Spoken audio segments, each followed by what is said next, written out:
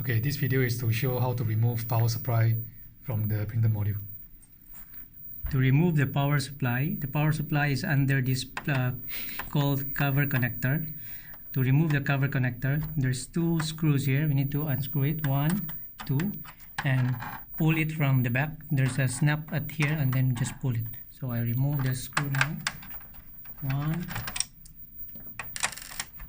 2, and then pull to the back, and snap and pull from the back. Now the power supply is already open. You can see there's two snaps here. Open the snap and then just pull it and there you are.